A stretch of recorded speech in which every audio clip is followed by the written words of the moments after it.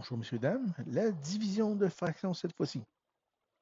Donc, encore là, division de fraction.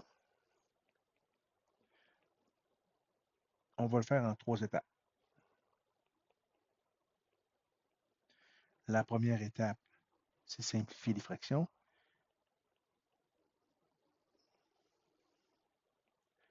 Si nécessaire, si possible, de façon à diminuer nos nombres. C'est aussi simple que ça. Deuxième étape, la division est la multiplication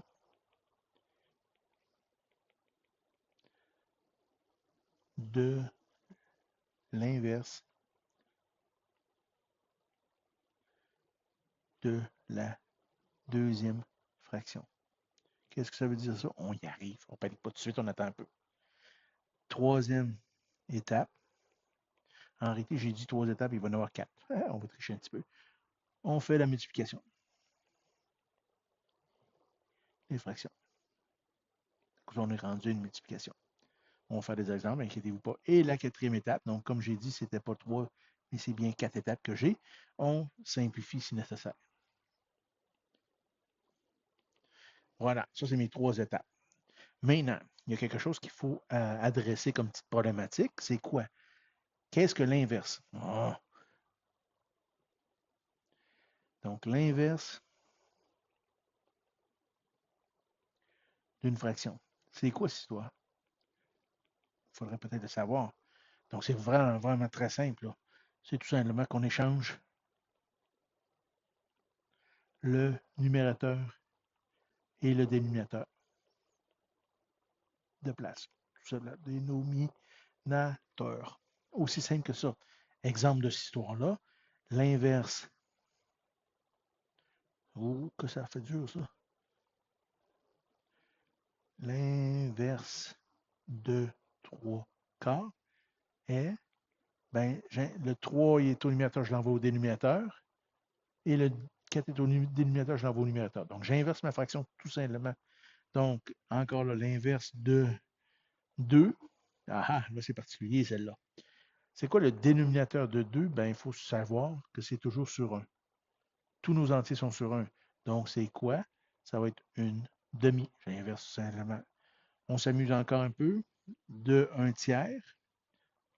Ça va être quoi? Ben, ça va être 3 unièmes ou communément appelé 3, tout simplement.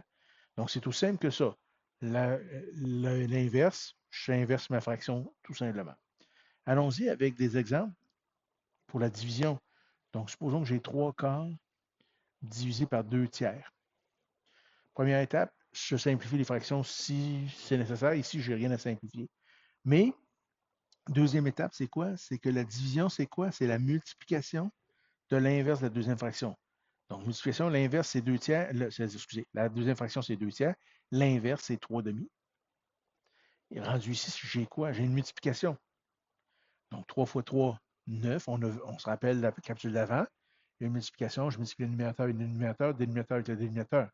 Donc, 3 fois 3, 9. 4 fois 2, 8. Et l'étape suivante, je simplifie si nécessaire. Et si je ne peux pas simplifier, ça se termine là. Un autre exemple, toujours. Supposons 5 huitièmes divisé par 2. Donc, encore là, si j'ai à simplifier, je simplifie. Si j'ai rien à simplifier, donc je continue. 5 huitièmes. Une division de fraction, c'est la multiplication de l'inverse de la deuxième fraction. L'inverse de 2, c'est une demi. Donc, ici, j'ai une multiplication. Numérateur et numérateur, 5 fois 1, 5. Dénominateur et dénominateur, 8 fois 2, 16. 5 16e, ça ne simplifie pas, c'est terminé. Un autre exemple par plaisir intense, 8 12e divisé par 4 tiers. Bon, là, c'est des gros chiffres, là. OK? Donc, je vais vérifier, est-ce que je peux simplifier? Oui, 8 douzièmes, ça simplifie. Je peux diviser en haut et en bas par 4. Donc, 8 divisé par 4, ça fait 2. 12 divisé par 4, ça donne à peu près 3. Donc, j'ai 2 tiers divisé par 4 tiers. Tiers, voilà. Une division, excusez, de fraction, c'est quoi? Ça revient à multiplier l'inverse de la deuxième fraction, qui est 3 quarts. Et une multiplication, c'est numérateur et numérateur. Donc, 2 fois 3, 6. 3 fois 4, ça fait à peu près 12. Et je simplifie si nécessaire. Ça simplifie en haut et en bas par 6. Donc, 6 divisé par 6, c'est 1. 12 divisé par 6, c'est 2. Et voilà, c'est tout simple que ça. C'est de la pratique, mais c'est tout simple que ça. Une division, c'est quoi? C'est la multiplication de l'inverse de la deuxième fraction. Au même titre que la soustraction, c'était quoi? L'addition de l'opposé du deuxième terme. C'est le même principe ici, sauf qu'au lieu d'être l'opposé, c'est l'inverse. Et voilà, il vous reste à vous pratiquer.